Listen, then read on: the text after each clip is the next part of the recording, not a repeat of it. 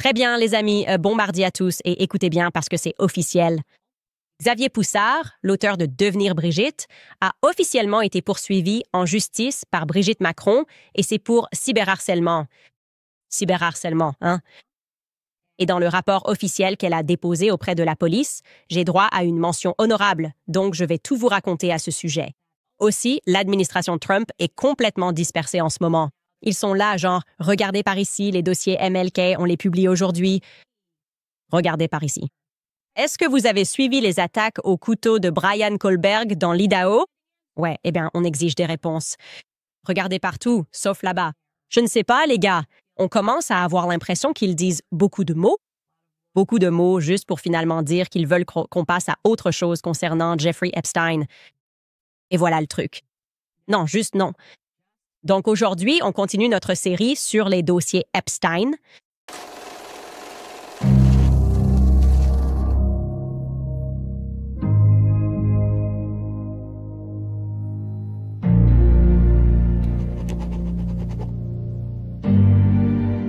Alors écoutez, ça va être controversé. Mon podcast est controversé, mais je dois vous raconter une histoire et vous allez vouloir écouter ça. C'est l'histoire d'un jeune garçon hongrois. Il s'appelle Miklos, d'accord? Miklos a connu un peu de malchance dans sa vie, et soyons clairs, c'est un euphémisme, car à seulement 15 ans, en pleine Seconde Guerre mondiale, lui et sa famille ont été envoyés dans un camp de travail en Pologne. Je veux être clair, c'était en avril 1944, donc pas longtemps avant la fin de la guerre. Mais lui et sa famille, ainsi que 17 000 autres Hongrois terrifiés, ont été forcés de se rendre dans un camp qui allait plus tard être connu sous le nom d'Auschwitz. Miklos a été transféré avec son frère, sa mère, son père, et presque aussitôt arrivé, il raconte que sa mère et son petit frère ont été séparés de lui et finalement tués très rapidement. Il raconte aussi comment lui et son père ont ensuite été obligés de se raser la tête. On leur a donné des étiquettes blanches avec des numéros dessus, des numéros noirs faits en tissu. Plus tard, il racontera qu'à partir de ce jour-là, il a perdu son identité. Il n'était plus Miklos. Il est devenu un numéro. Ce numéro était 11 104. Comme je l'ai dit, ils ont été obligés de changer pour ses vêtements de travail et finalement, ces numéros ont été tatoués sur leur peau. Finalement, à cause des conditions de travail, son père est simplement devenu trop faible. C'était simplement les choses les plus insensées qu'ils étaient forcés d'endurer physiquement chaque jour. Et donc, son père dit à son fils, « Écoute, je ne vais pas y arriver. Je ne survivrai pas au travail de ce camp. Mais je veux que tu me fasses une promesse. » Je paraphrase ici, mais il fait promettre à Miklos que si jamais Miklos sort du camp, il s'engage à dire au monde la vérité sur ce qu'ils ont enduré. Ce qui se passe ensuite, c'est que son père est alors sélectionné pour être exterminé parce qu'il n'est plus utile, il est trop faible. Et Miklos dit qu'il a alors senti que tout son corps et son âme étaient épuisés par cette nouvelle. Il va alors trouver 2 autres détenus qui s'étaient alliés d'amitié avec son père pendant tout ce temps. Et leurs noms étaient Abraham et Lazare. Abraham et Lazare, nous vendons. Abraham avait le numéro 7712 tatoué sur lui et Lazare avait le numéro 7713 tatoué sur lui. Les 2 frères firent la promesse à Nikolaos qu'ils prendraient soin de lui en l'absence de son père, et en effet, son père fut ensuite tué. Pour eux 3, ils formaient désormais une véritable fraternité. Quelques mois plus tard, ils furent informés que les Russes avaient réussi à percer et en janvier 1945, l'ordre arriva qu'il était temps de quitter Auschwitz. Désormais, ceux qui n'avaient pas la force de faire le trajet, qui allait être une très longue marche, 30 km, dans la neige, seraient laissés pour morts. Ils allaient soit réussir à faire cette marche, soit ils ne la feraient pas. Comme je l'ai dit, à travers la neige et le froid. Et ensuite, ce qui se passe, c'est qu'après ces 30 kilomètres, ils sont entassés dans des trains et beaucoup d'entre eux meurent de diverses maladies jusqu'à ce que finalement, ceux qui ont survécu à ce long voyage arrivent à Buchenwald, un autre camp. C'est là que Miklos retrouve Lazare et il apprend malheureusement que le frère de Lazare, Abraham, n'a pas survécu au voyage. Il n'était pas assez fort. Voici ce qui se passe ensuite. Quelques jours plus tard, ils sont libérés par les soldats américains. Maintenant, pour les Américains qui écoutent ceci, nous connaissons cette histoire. Nous connaissons l'histoire de la libération. C'est au 4e jour de la libération que des soldats américains se précipitent dans le bloc numéro 57 où sont logés Lazar et Miklos, et les soldats américains prennent une photo. Elle deviendra l'une des photos les plus célèbres jamais prises du jour de la libération. Vous avez probablement déjà vu cette photo. Après un examen médical, il perd à nouveau la trace de son ami Lazar. Miklos est diagnostiqué avec la tuberculose et il entame un long chemin vers la guérison. Il est soigné en Suisse et il racontera plus tard qu'il lui a vraiment fallu des années pour traiter les effets psychologiques, devant réapprendre à adopter un comportement normal dans le monde. Avançons de 45 ans, nous sommes en 1986 et un homme nommé Elie Wiesel, reçoit le prix Nobel de la paix pour son travail de documentation des atrocités qu'il a subies à Auschwitz. Il avait dit au monde qu'il était l'un des détenus sur la désormais célèbre photo de la libération. Ainsi, Miklos, qui se fait maintenant appeler Niklaus, comme Nicolas, commence à recevoir tous ces appels de journalistes lui demandant s'il aimerait retrouver son ancien compagnon de détention de Buchenwald, Elie Wiesel. Un rédacteur en chef de journal lui dit « Hey, nous t'emmènerons même en avion jusqu'au Grand Hôtel en Suède pour cette réunion. Nous voulons immortaliser ces retrouvailles. » Et il est au téléphone.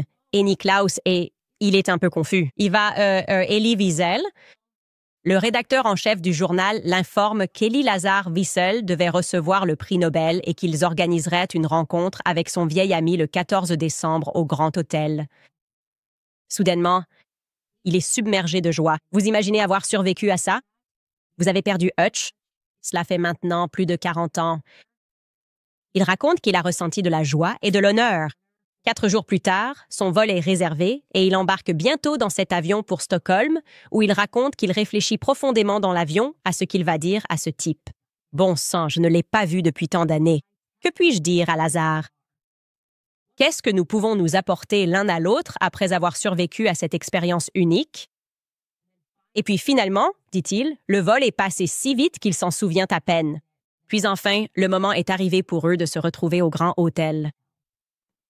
Je vais maintenant le citer directement. Il écrit, je cite, « Après environ 10 minutes d'attente, la porte s'est ouverte et, au-delà de mes attentes, un homme de mon âge est entré, se dirigeant vers moi avec un sourire sur le visage en disant « Bonjour ». J'ai rendu son sourire, mais je ne savais pas à qui je souriais.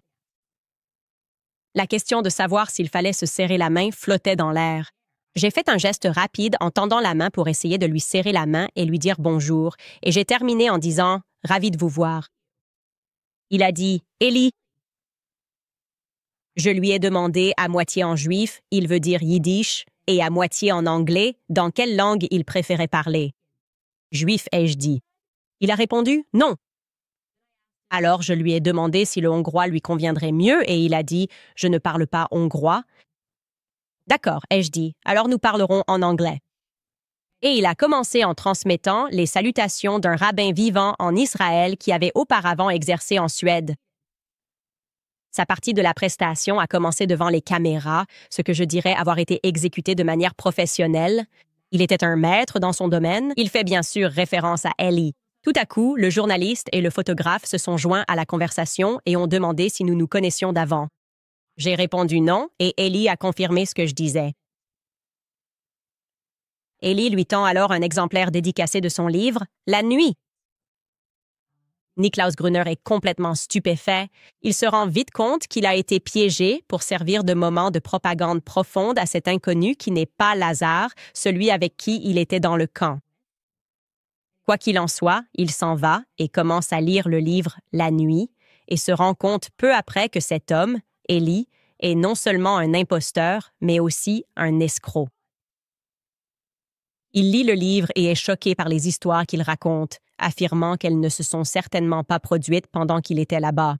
Il écrit, je cite, « Je n'avais jamais vu, en parlant d'Auschwitz, ni même approché des fosses brûlant à ciel ouvert où l'on pouvait voir des personnes ou des enfants brûlés sur le chemin des toilettes à Auschwitz, comme cela est écrit dans La nuit par Elie Wiesel. Il n'était pas non plus possible pour des garçons de mon âge et ne pesant que 25 kilos de poursuivre et de violer des femmes allemandes à Weimar, comme cela est affirmé dans La Nuit. Après le traitement continu au bromure utilisé pour minimiser nos désirs sexuels, La Nuit, Elie Wietze raconte aussi comment lui, un garçon hongrois de 15 ans, a jeté son passeport hongrois devant les gardes près de la frontière polono-ukrainienne. Niklaus a ri à ce passage parce que, comme il l'écrit, je cite, « Cela aurait immédiatement conduit à la mort, surtout à cette époque, si un passeport hongrois se trouvait même entre les mains d'un garçon juif en Hongrie. » Sans parler du fait qu'un garçon de 15 ans était encore considéré comme un enfant et était donc inscrit sur le passeport de son père, s'il en avait un.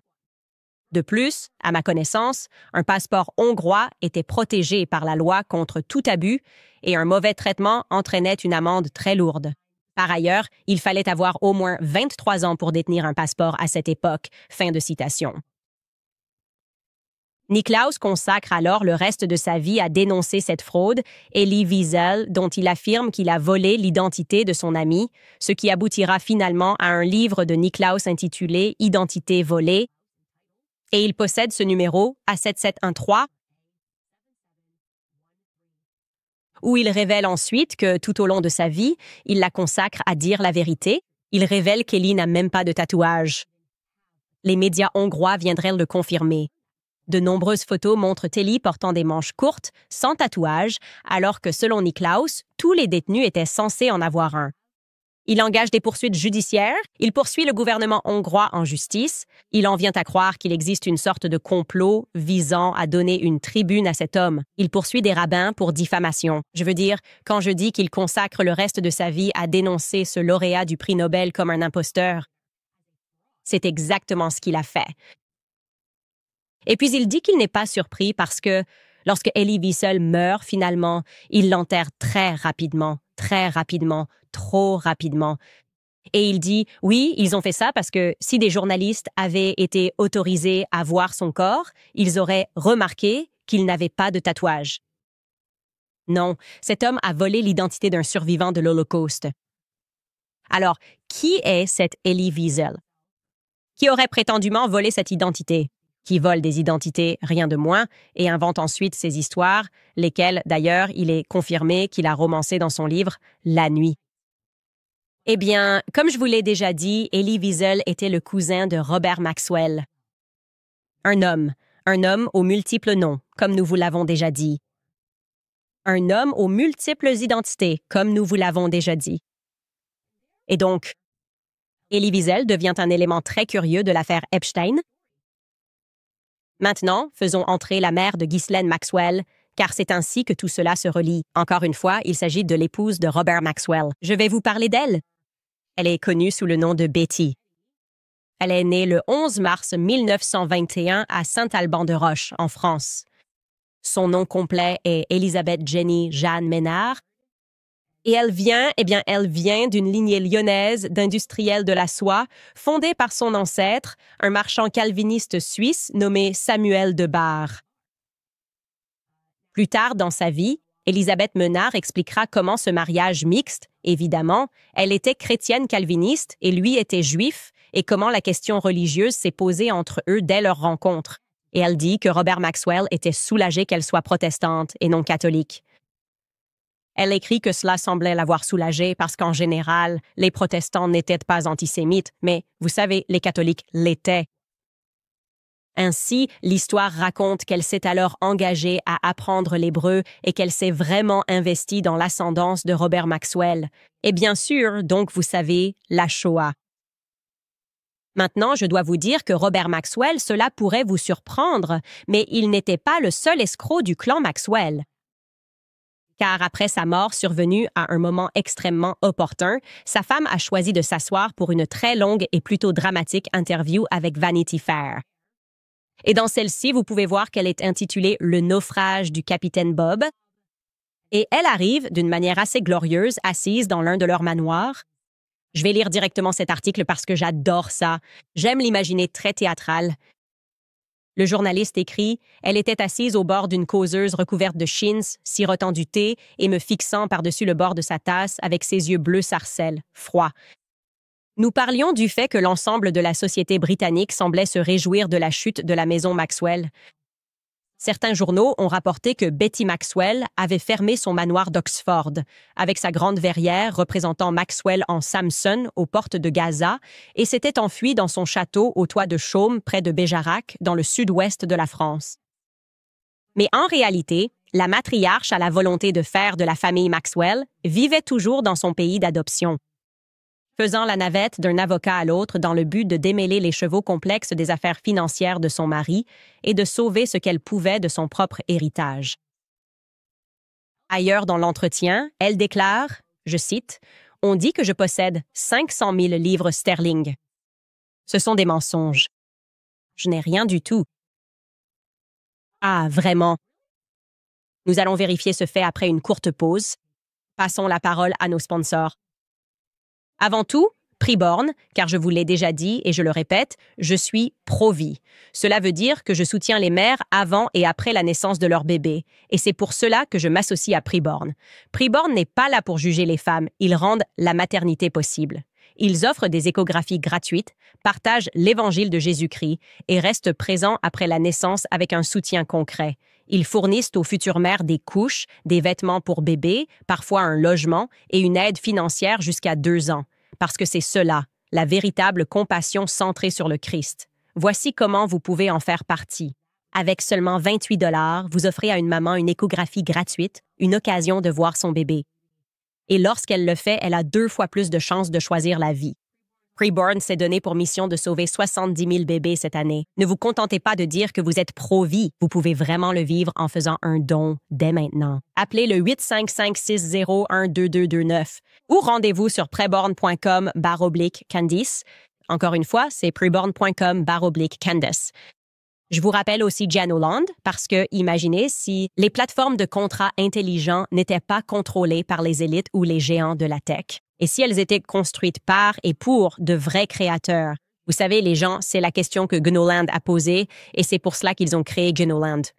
Ils ont commencé avec Golang, un langage déjà utilisé par les développeurs dans le monde réel, et ils ont construit une nouvelle plateforme autour de cela. C'est transparent, intuitif, et ça a tout simplement du sens. Ce n'est pas un système confus de 1 et de 0, c'est open source. Imaginez GitHub, mais conçu pour la collaboration et la composabilité sur la blockchain. Les créateurs reçoivent réellement du crédit pour leur travail et sont récompensés à chaque fois que leur code est utilisé. C'est ça la vraie valeur. Pas des likes, pas de la notoriété, de vraies récompenses. Vous pouvez donc visiter Genoland. Ils ont rejeté la preuve d'enjeu qui est un système où les riches dirigent tout. Ils ont choisi la preuve d'autorité à la place. ADAO, où ce sont les contributeurs et non les mauvais acteurs ou la Silicon Valley qui prennent les décisions. Genoland est ouvert, équitable et honnêtement pratiquement inarrêtable. Donc, si vous êtes un créateur, un amoureux de la liberté ou simplement lassé des plateformes truquées, allez jeter un œil en visitant gno.land.candice. Encore une fois, c'est gno.land.candice. Très bien. Maintenant, nous allons revenir en arrière. Betty Maxwell, je veux dire, ouf, son mari. Juste au moment où tout s'effondre autour de lui, ils commencent à l'enquêter.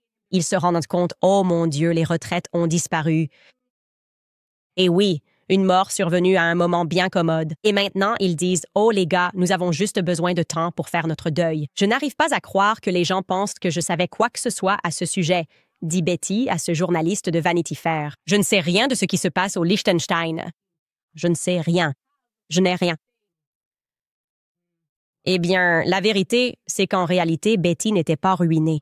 Betty n'était pas sans rien. Elle n'était pas du tout ruinée. Elle ne saura jamais de sa vie ce que cela signifie d'être fauchée. Comme le révèle Xavier Poussard dans son prochain livre sur Epstein, malgré l'histoire généralement acceptée selon laquelle, après que les assureurs ont refusé de verser l'assurance vie de son mari parce qu'on supposait qu'il s'était suicidé, Elisabeth a écrit un livre intitulé « Tout soleil est amer ». À propos de sa vie familiale chaotique, elle raconte également comment sa fille, Ghislaine Maxwell, avait été traitée pour anorexie, comme un rat de laboratoire, etc. C'est etc. Toutes ces histoires. Et oui, on racontait que les ventes de ce livre avaient permis à la famille de survivre. Mais la vérité, comme l'a révélé en partie le Financial Times en 1992, c'est qu'elle a également hérité de 3 appartements en France. On découvrira aussi des années plus tard que le testament avait oublié d'inclure la partie où plusieurs propriétés lui avaient été attribuées, ainsi que des hectares de terre et de forêt, en réalité, que Robert Maxwell avait acquis au nom de sa femme avant de disparaître ou de se suicider ou quoi qu'on soit censé croire. Et au-delà de cela, on découvrirait qu'une cagnotte financière avait été mise à l'abri pour elle avec la complicité du député travailliste. Un homme nommé Jeffrey Robinson, si vous êtes au Royaume-Uni, ce nom vous dit peut-être quelque chose car il était l'ancien patron de Jaguar. Oui, comme la voiture, il était aussi un ancien agent soviétique, qui allait ensuite devenir le futur Paymaster General sous le premier ministre Tony Blair, un premier ministre très corrompu, et Peter Mandelson, ce duo-là. Bref, le fait est qu'elle était loin d'être ruinée financièrement, donc tout cela était une mise en scène. Elle a été riche du jour de sa naissance jusqu'au jour où elle a rencontré Robert Maxwell, et ce, jusqu'à sa mort. Et pendant qu'elle vivait, je devrais vous dire maintenant, pour revenir à son cousin, Elie Wiesel, elle s'est en quelque sorte passionnée pour la documentation des horreurs de l'Holocauste. En fait, selon Xavier Poussard et diverses autres sources, c'est sous la pression de Betty que Robert Maxwell, alors qu'il dépouillait les travailleurs britanniques de leur retraite, a commandé à Martin Gilbert, le biographe méticuleux de Churchill et professeur à Harvard, de réaliser un atlas de l'Holocauste qui a ensuite été publié par Pergamon Press en 1988. Rappelez-vous, Pergamon Press, comme nous le savons, était une opération de l'État profond. Ils ont envoyé Robert Maxwell en Allemagne. Il acquiert ce magazine. Il le renomme Pergamon Press. Et oui, donc soudainement, il publie un atlas de l'Holocauste en 1988, détaillant précisément tous les lieux et tous les chiffres originaux de la persécution. Elle a également collaboré avec Yad Vashem à Jérusalem pour produire un livre blanc de documents relatifs à l'Holocauste, à nouveau publié par Pergamon Press en 1988. En 1987, elle fonde ensuite la revue Holocaust and Genocide Studies, d'abord publiée par Pergamon Press, puis plus tard par Oxford University Press. Et l'année suivante, à Londres et à Oxford, elle organise une grande conférence internationale intitulée Remembering for the Future, une conférence mondiale d'une importance considérable, organisée avec le soutien, bien sûr, de Robert Maxwell, ainsi que grâce aux énormes ressources financières, logistiques et humaines fournies par son vaste empire médiatique. Et aussi, bien entendu, avec le soutien indéfectible et aux côtés d'Elie Wiesel, lauréat du prix Nobel de la paix, et d'autres personnalités éminentes du monde intellectuel et humanitaire. Il s'agissait d'un symposium destiné à forcer la conférence de Lambeth, qui est la réunion officielle de l'Église anglicane, à se repentir. Elle a réellement écrit cela. Cela a été publié dans une revue de tendance de gauche. Elle a écrit, je cite, « Les chrétiens, à travers leurs églises et l'ensemble de la chrétienté, sont co-responsables de la Shoah. Je veux que les études menées dans le monde sur l'Église soient rendues publiques. Il s'agit de s'adresser aux chrétiens. Le problème de la Shoah est un problème chrétien. » Elle a également déclaré, je cite, « L'enseignement chrétien qui enseigne le mépris est responsable de l'antisémitisme depuis 2000 ans et les chrétiens ne l'ont toujours pas compris. » Oui, cette déclaration a été publiée dans Libération. Encore une fois, un journal de gauche, en France, le 20 avril 1988. Et elle a également précisé, je cite, « La première étape pour les chrétiens est de reconnaître leur culpabilité et de demander pardon aux Juifs. » D'accord. Quoi qu'il en soit, en 1995, elle est ensuite invitée à être la grande maréchale du défilé Salute to Israel. Elle mène la procession de la plus grande manifestation de soutien à Israël, qui a lieu chaque année, d'ailleurs. Sur la 5e avenue à New York, elle est ensuite nommée vice-présidente du Conseil international des chrétiens et des Juifs. Il y a beaucoup de choses qui circulent à ce sujet, vous savez, ces collaborations entre chrétiens et juifs. Et oui, c'est tout simplement incroyable. Que devons-nous conclure de tout cela? Là-bas, Robert Maxwell détourne des fonds de pension pour soutenir Israël, chose qu'Epstein fait également en Amérique, nous le savons. Il mente. Tant de noms sont en train d'être changés. Nous savons maintenant que sa cousine, Elie, invente des choses sur ce qui s'est passé à Auschwitz. Et pour une raison quelconque, il ne veut pas montrer son numéro qui était censé être tatoué. Plus tard, cet homme, ce courageux homme qui le confronte, allant jusqu'aux tribunaux pour prouver que cet homme était un imposteur, découvre qu'il a volé un manuscrit écrit en yiddish. Il apprend qu'Eli ne parle même pas yiddish. Eli, qui prétendait être hongrois, né en Roumanie, possédant un passeport hongrois, ne parle même pas hongrois. Qu'est-ce qui se passe, les gars? Maintenant, nous savons qu'avec lui, il crée des livres éducatifs liés à l'Holocauste. Et en parlant d'éducation, c'est peut-être le bon moment pour vous dire que Robert Maxwell s'intéressait beaucoup à l'éducation des futurs Américains, des gens comme moi. En fait, l'année de ma naissance, en 1989, la société de Robert Maxwell, Maxwell Communication Corporation, a formé une coentreprise avec McGraw-Hill.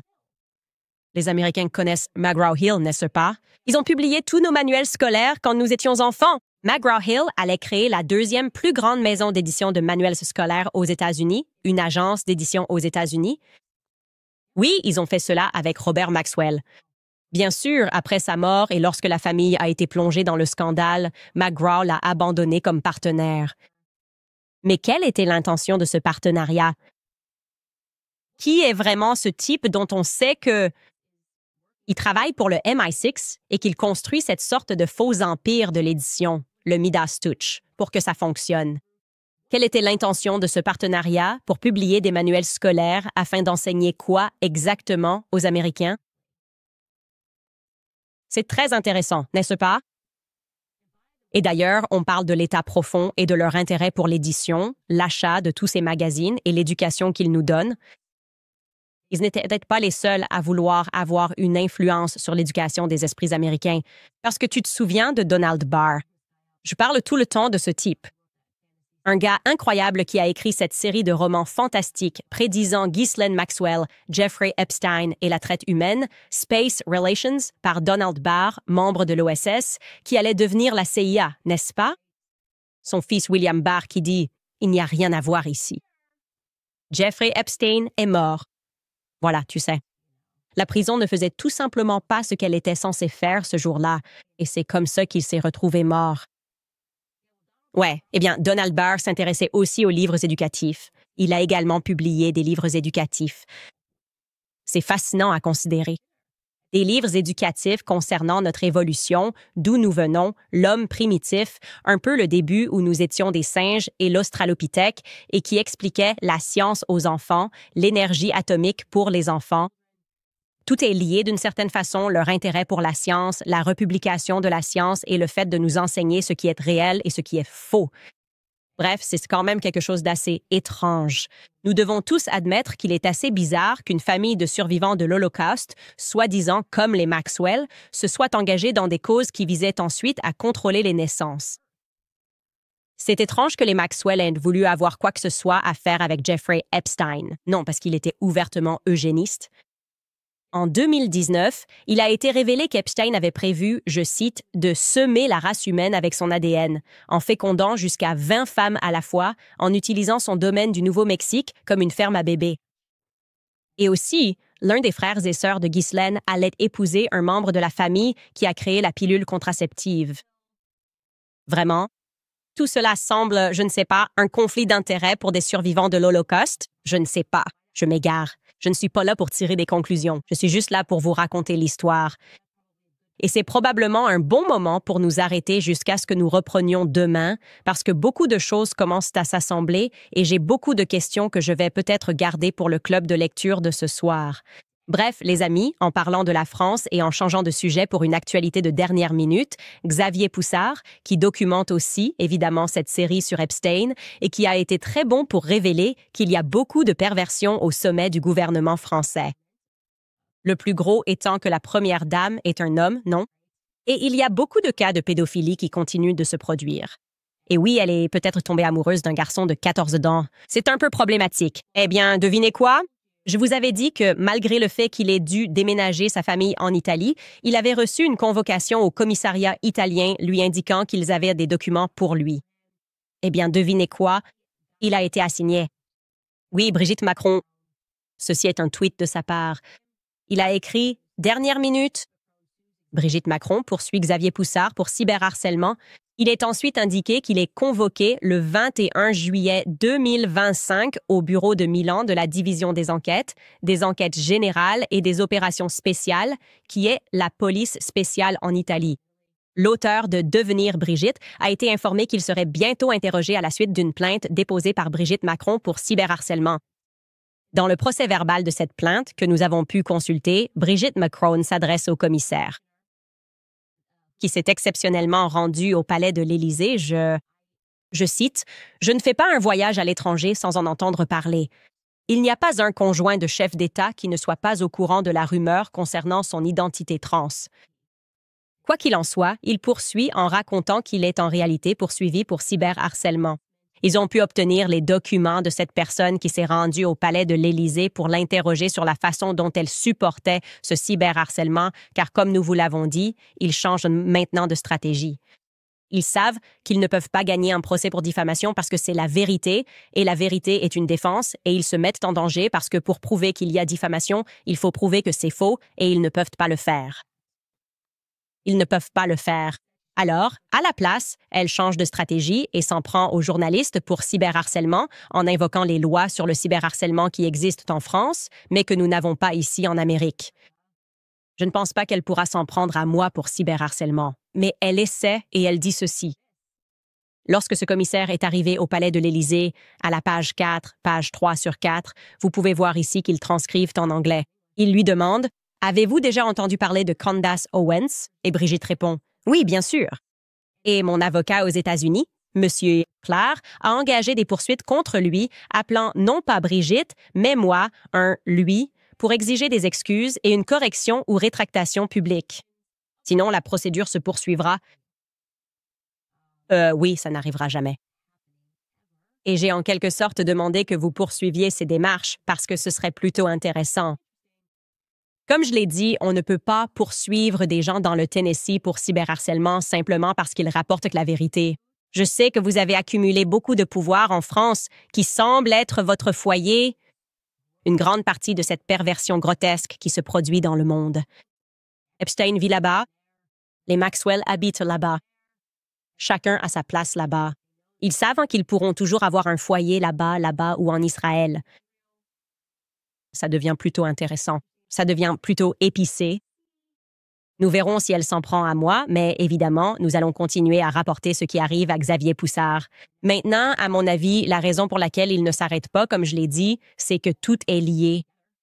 L'histoire des Maxwell, l'histoire des Epstein, l'histoire de Brigitte Macron et ce qui se passe en France. Et cet homme l'a documenté depuis des années. Alors ils lui lancent tout ce qu'ils peuvent. Il faut qu'on le fasse tomber d'une manière ou d'une autre, au moins le distraire pour qu'il n'enquête plus, afin que les gens ne commencent pas à comprendre ce qui s'est réellement passé dans ce monde. En effet, que puis-je dire de plus, c'est beaucoup de drames. En parlant de drames, il y en avait un qui se jouait au Capitole, n'est-ce pas? Maintenant, sous la pression, nous avons la procureure générale Pam Bondi qui dit qu'elle a accepté de rencontrer Ghislaine Maxwell. Oui, voici le titre publié par NBC News. La procureure générale adjointe va rencontrer la complice d'Epstein, Ghislaine Maxwell. Et elle dit, vous savez, s'il y a plus à découvrir ici, nous allons voir. Nous pouvons aller au fond des choses. Tout cela est faux et vous ne devriez pas l'accepter. Le moment où elle aurait dû simplement disparaître et où nous aurions pu arrêter d'écouter Pam Bondi, c'est lorsqu'elle a réellement déclaré qu'elle n'était pas sûre qu'Epstein ait pu travailler pour un autre pays, malgré le fait que nous avons un témoignage sous la forme de Viktor Atrovsky, dont nous avons parlé. Il a fait défection du Mossad, a écrit un livre, a donné de nombreux discours expliquant précisément comment il a travaillé avec Jeffrey Epstein et quel était son rôle. Le Mossad a confirmé que Viktor Atrovsky n'est pas un imposteur. Il travaillait pour eux, d'accord? Donc oui, tu as là quelques preuves. De plus, Harry Ben-Menache a dit que oui, Epstein nous a été amené. Il était censé l'impliquer dans le trafic d'armes, l'affaire Iran-Contra. Tu sais ça, Pam Bondi, parce que le public le sait. Donc, si tu fais semblant d'ignorer, cela signifie que tu fais maintenant partie de l'échange. Tu fais partie de l'état profond. Tu es en train de couvrir des choses. Et ils essaient encore plus de distraction. Ils publient les dossiers MLK. Oh, maintenant, on va enquêter. Voici tout. Voici un trésor, des dizaines de milliers de documents concernant l'assassinat de MLK. Comme si on ne savait pas déjà que les fédéraux l'ont abattu. C'est censé être une distraction. J'adore en fait que la fille de Demelka, Bernice King, ait tweeté ceci. Regarde ça. Maintenant, publiez les dossiers Epstein. Personne n'est distrait, les gars. Nous voyons tous très bien ce qui se passe. Et c'est une bonne chose. Restez concentrés là-dessus parce que, comme je l'ai dit, c'est le fil conducteur. C'est le début de la fin. C'est le moment où tout le monde va se réveiller très vite face à la tapisserie de tromperie qui a été tissée avec beaucoup de soin. Surtout ma génération, les gens qui, je dirais, ont été baptisés dans la liturgie de la Seconde Guerre mondiale, commencent maintenant à se poser des questions très importantes qui exigent des réponses. Et devinez quoi? On n'est pas vraiment découragé par vos pleurs et vos affirmations selon lesquelles on n'aurait pas le droit de poser ces questions.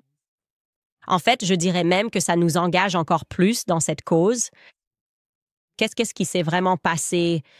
À quel point nous a-t-on menti et depuis combien de temps? Et quelle est cette relation unique, étrange, répugnante, perverse que nous semblons entretenir avec Israël? Bref, les amis, je vais passer la parole à quelques-uns de nos sponsors avant de revenir sur certains de vos commentaires aujourd'hui. Field of Greens, parce qu'une amélioration simple de notre mode de vie que nous pouvons tous adopter, c'est de choisir Field of Greens. Savourez chaque jour un délicieux verre de légumes verts formulé par des médecins. Vous vous sentirez incroyable. Votre médecin remarquera votre meilleure santé ou on vous remboursera. Un client Field of Greens a écrit « Les meilleurs résultats sanguins que j'ai eus depuis 10 ans. Mon médecin m'a dit « Continuez comme ça. » Un autre a déclaré, je cite, « Pour la première fois depuis des années, mes taux de cholestérol sont normaux. » Si vous vous demandez comment une boisson à base de fruits et légumes peut promettre une meilleure santé, eh bien, chaque fruit et légume dans Field of Greens a été sélectionné par des médecins pour soutenir des organes vitaux comme le cœur, le foie, les reins, le métabolisme et le système immunitaire, ainsi que des cellules sanguines saines. Je peux vous faire bénéficier aujourd'hui de 20% de réduction sur votre commande et de la livraison gratuite si vous visitez fieldofgreens.com et utilisez le code CANDACE. Encore, fieldofgreens.com, code CANDACE. Je vous rappelle aussi American Financing car les coûts augmentent pour tout, essence, courses ou réparations à la maison. Si vous êtes propriétaire, vous vous êtes sûrement déjà demandé si vous deviez appeler American Financing pour refinancer et rembourser votre dette de carte de crédit. Peut-être avez-vous hésité parce que vous avez un taux hypothécaire bas. Mais ce taux ne compte pas si vous êtes submergé par des taux d'intérêt de carte de crédit de 25% ou plus. C'est un calcul que beaucoup ne veulent pas faire, mais cela peut vous coûter des milliers de dollars. Voici la vérité. Si vous ne faites que les paiements minimums, la dette vous suivra pendant des années. C'est pourquoi les gens appellent American Financing, car ils économisent en moyenne 800 dollars par mois en utilisant leur capital pour se libérer de la dette de carte de crédit. Vous le devez à votre famille de voir ce qui est possible. Il n'y a pas de frais initiaux, aucune pression. Découvrir combien vous pouvez économiser chaque mois ne vous coûtera rien. Si vous commencez aujourd'hui, vous pourriez reporter 2 paiements hypothécaires. N'attendez plus, appelez American Financing aujourd'hui. Le numéro est le 807 95 12 10. Encore une fois, 807 95 12 10. Ou rendez-vous sur americanfinancing.net/Owens. Encore une fois, americanfinancing.net/Owens. Très bien, voyons ce que vous avez en tête aujourd'hui. Beaucoup de choses que nous venons tout juste de découvrir. Des choses très intéressantes. Marzi écrit « As-tu entendu parler du type qui a menacé de ne plus laisser en vie des personnes figurant sur la liste des clients d'Epstein? Il est poursuivi par le ministère de la Justice. Et j'ai trouvé ça étrange parce qu'il n'y a pas de liste. En fait, j'en ai entendu parler. Il a dit « Attendez, il est illégal de menacer des politiciens aux États-Unis. » Oui, j'en ai entendu parler. Voici l'article d'ABC à ce sujet. Mais oui, un homme de Floride a proféré des menaces de mort contre des personnes qu'il disait être sur la liste. Et donc, ils l'ont arrêté. Et les gens disent « Eh, il n'y a pas de liste. » Alors, qui exactement? Qui a-t-il menacé? C'est intéressant. Ils se tordent un peu dans tous les sens pour devoir tout expliquer. Aussi, Zach Royden écrit « J'adore ton travail, Candice. » Dans ton interview avec Michael Jones, il a dit que le protestantisme vient du satanisme. Je fréquente une église protestante. Je ne me retrouve pas complètement d'un côté ou de l'autre. Quel est ton avis sur les protestants qui croient à l'Évangile? Donc évidemment, vous savez que je ne peux pas juger parce que j'étais protestante il n'y a pas si longtemps. Et ce que je dirais, c'est que j'accepte vraiment cela aujourd'hui. De l'autre côté de cette question, que plus on étudie l'histoire, plus on s'éloigne rapidement du protestantisme parce qu'on commence à remarquer qu'il a toujours été détourné en tant que mouvement politique. Et j'espère qu'en regardant cette série de podcasts, alors que nous abordons beaucoup de ces sujets, vous commencerez à comprendre comment exactement le protestantisme a été détourné à des fins politiques. Certainement, alors que nous abordons le sujet d'Israël et que nous voyons toutes ces églises et ces pasteurs monter sur scène et... N'écoutez pas Tucker Cairns et Tucker et Camrys, Owens, peu importe. On m'interpelle là-bas. Tu te dis, d'accord, mais qu'est-ce que c'est que ça? Évidemment, qu'est-ce qui s'est passé ici? Il y a aussi des questions de bon sens qui me sont venues à l'esprit, où je me suis dit, il existe tellement de divisions protestantes différentes. Clairement, ils ne peuvent pas tous avoir raison. Et il semble que ça continue de se diviser encore et encore. Et plus quelque chose devient divisé, je dirais, plus cela devient mauvais. N'est-ce pas? Nous devrions aspirer à la sainteté, à ce qui est saint, à ce qui est entier. Donc, il y a beaucoup à dire là-dessus. Concernant Michael Jones, cet entretien que nous avons eu sur la pornographie, nous allons le publier sur Spotify vendredi. C'est une conversation très importante que nous avons eue. Michael Jones. Oh, nous l'avons déjà téléchargé. Désolé. C'était vendredi dernier? Elle est déjà sur Spotify si vous écoutez l'épisode de vendredi dernier. Michael Jones figure sur la liste de l'ADL, donc je l'apprécie immédiatement pour cette raison. J'ai l'impression que nous devrions utiliser cette liste presque comme un guide des personnes que nous devrions écouter en ce moment, étant donné que l'ADL est connu pour mentir et diffamer. Et c'est pour cela qu'ils existent. Leur but est de diffamer les gens. Roska. Candace écrit « Je soutiens Trump sur beaucoup de points, mais il a tort et j'ai retiré mon soutien sur l'affaire Epstein. » Les enfants doivent toujours être protégés. Christ est roi aujourd'hui, demain et pour toujours. Que Dieu vous bénisse dans votre quête pour apporter la vérité à tous. Je suis totalement d'accord avec vous. Je pense qu'il a perdu beaucoup de gens. Comme je l'ai dit hier, je pense qu'il a complètement perdu le contrôle de son mouvement. Et maintenant, le champ est grand ouvert pour 2028. J'ai le sentiment que recevoir l'approbation de Trump en 2028 ne signifiera plus ce que cela devrait signifier, n'est-ce pas? Si Trump dit vous devriez absolument voter pour cette personne, je pense qu'on va se dire, je ne peux plus faire confiance à ça. Ce ne sera pas bon. Ce sera une sorte de baiser de la mort au sens figuré. Nous ressentons tous que tout cela est complètement fou. La quantité de manipulation, de mensonges, le fait de nous faire tourner en rond, d'essayer de nous faire tourner en rond. Nous allons ouvrir l'acte d'accusation du grand jury, comme ils l'ont dit hier. Cela ne veut rien dire. Cela ne signifie absolument rien. Et il sait que ça ne veut rien dire. Alors, qu'est-ce qui détermine réellement ce que prend Trump en ce moment? Je suis d'accord avec vous. Luke Asley écrit « Aux États-Unis, nous n'avons pas de loi contre le cyberharcèlement. Encore. » Mais je me souviens que Melania Trump travaillait sur une plateforme de lutte contre le cyberharcèlement durant le premier mandat de Trump. Oui, elle l'était. Je ne crois pas que cela ait eu des conséquences. Je ne pense pas qu'elle ait vraiment essayé de faire adopter des lois contre le cyberharcèlement. Et donc, nous sommes encore à l'abri de cela.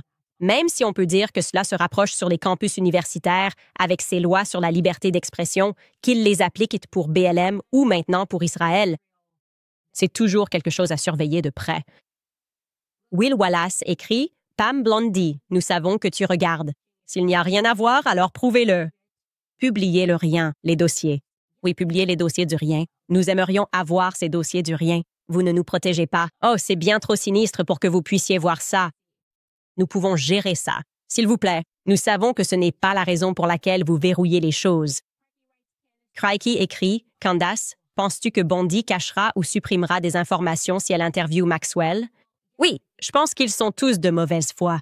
Je ne fais confiance à rien de ce qui sort de la bouche de Ghislaine Maxwell, vu l'histoire de sa famille, l'histoire extraordinaire de sa famille. Et, oui, je pense que tout ça, comme je l'ai dit, ce n'est qu'un grand spectacle, comme s'ils jouaient tous un rôle en ce moment et qu'ils feraient absolument tout pour nous faire arrêter d'en parler. C'est pourquoi nous ne devrions pas arrêter d'en parler. Brandon Hamill écrit « Salut Candice. Je suis aussi un habitant du Connecticut. J'ai vécu toute ma vie à Stamford et je suis allé à West Hill High School, l'une des pires expériences de ma vie. Mais je t'adore. Continue d'être toi-même. » Un clin d'œil à tous les habitants de Stamford.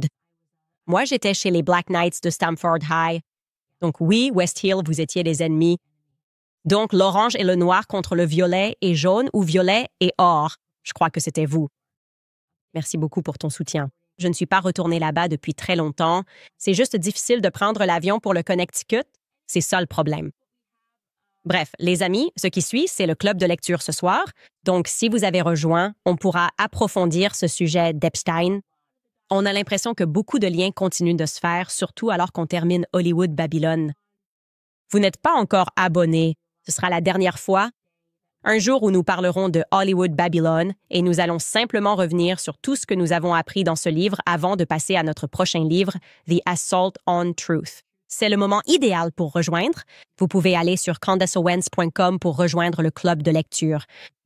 Si vous êtes parent, vous pouvez également vous inscrire sur candaceowens.com et regarder la série Shot in the Dark. Je pense qu'il est très important que chaque parent regarde cette série lorsqu'il a un enfant afin d'être préparé face aux médecins qui mentent à ce sujet.